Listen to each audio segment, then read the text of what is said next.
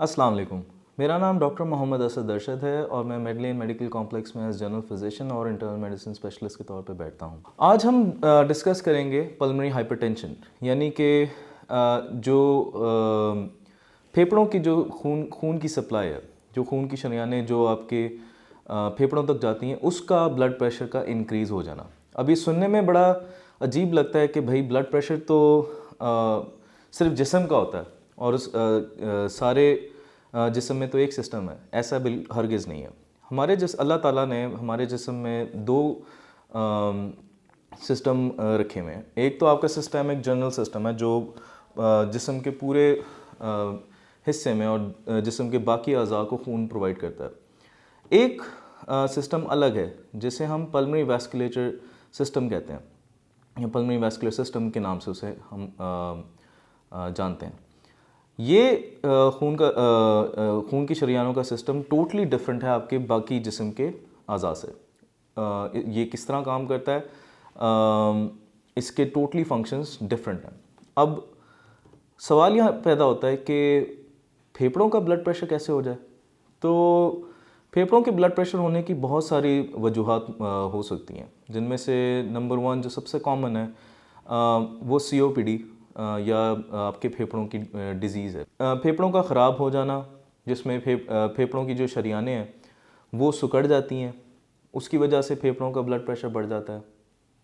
कोई ऐसी आपकी ऑटो इम्यून डिज़ीज़ हो, या आपके जिस ऑटो इम्यून से मुराद जो आपकी क़ुव्वत मुदाफ़ियत आपके अगेंस्ट आप ही के ख़िलाफ़ काम कर रही होती है, कोई ऐसी बीमारी हो जिसकी वजह से आपके फेफड़े जो हैं वो मुतासर हो रहे हैं, उसमें भी आपके जो फेफड़ों की शरीयानें होती हैं, खून की शरीयानें, वो सिकुड़ जाती हैं, वो छोटी हो जाती हैं, जिसकी वजह से आपके पल्मोनरी हाइपरटेंशन होने के चांसेस बढ़ जाते हैं। इसकी मिसाल सार्काइडोसिस में है, HIV के अंदर भी हो सकता है। इसमें डिफरेंट इंटरस्टिशियल निमोनाइटिस और इंटरस्टिशियल डिजीज़ की वजह से लंग्स की जो इंटरस्टिशियल डिजीज़ होती हैं उसमें भी पल्मोनरी हाइपरटेंशन कॉमन होती है।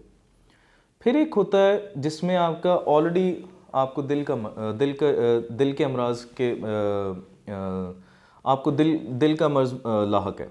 आपका जो दिल है वो सही काम नहीं कर रहा, जिसमें ख़ास तौर पे लेफ़्ट साइडेड हार्ट फेलियर जिसमें सबसे कॉमन है। उसकी वजह से भी आपके जो फेफड़ों की शरीयानों का प्रेशर होता है वो बढ़ सकता है।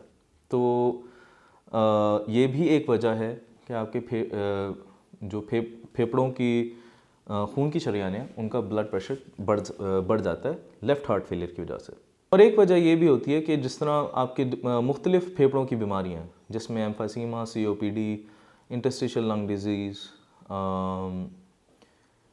मुख्तलिफ जो फेफड़ों की बीमारी है जिसमें इंसान सही तरह सांस नहीं ले पाता और उसको ऑक्सीजन की कमी है, उसमें भी आपके फेफड़ों की शरीयानों का प्रेशर बढ़ सकता है।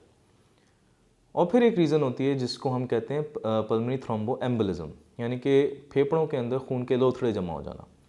इसकी बहुत सारी वजूहात हैं। सिगरेट ज़्यादा पीने की वजह से, ज़्यादा देर बैठे रहने की वजह से, कुछ लोग उन्हें खून की बीमारियां ऐसी होती हैं कि जिसमें उनका खून का जम जाना बहुत आसान होता है।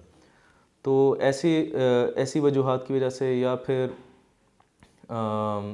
खून ज़्यादा गाढ़ा हो, तो तब भी जो पल्मोनरी थ्रोम्बोएम्बोलिज्म है उसके चांसेस बढ़ जाते हैं। और एक रीज़न है कि जिसे हम अपनी ज़ुबान में कहते हैं इडियोपैथिक, मींस उसकी कोई ख़ास रीज़न पता नहीं चलती। आप डिफरेंट टेस्ट करवाते हैं, आप CT स्कैन वगैरह करवाते हैं, सब कुछ नॉर्मल आता है, लेकिन आपको नहीं पता चल पाता कि क्या वजह है कि पल्मोनरी हाइपरटेंशन हो रही है। तो ये चंद वजूहात हैं जिसकी वजह से पल्मोनरी हाइपरटेंशन हो सकती है। पल्मोनरी हाइपरटेंशन में सबसे कॉमन जो सिम्टम होता है वो इंसान को यही होता है कि कोई सा भी काम करे, सीढ़ियाँ चढ़ने से या कोई सा भी हैवी वर्क करने की वजह से उनको सांस चढ़ना शुरू हो जाता है, जो सबसे कॉमन सिम्टम है। और ये बहुत कोरिलेट करता है उन मरीज़ों से जिनको दिल के अमराज लाहक हो। तो ये डॉक्टर पे डिपेंड करता है कि एक पेशेंट को पल्मोनरी हाइपरटेंशन है या नहीं है, according to their physical and history examination. तो इसमें डॉक्टर का काफ़ी रोल आता है और इसमें पेशेंट की हिस्ट्री सबसे ज़्यादा इंपॉर्टेंट होती है।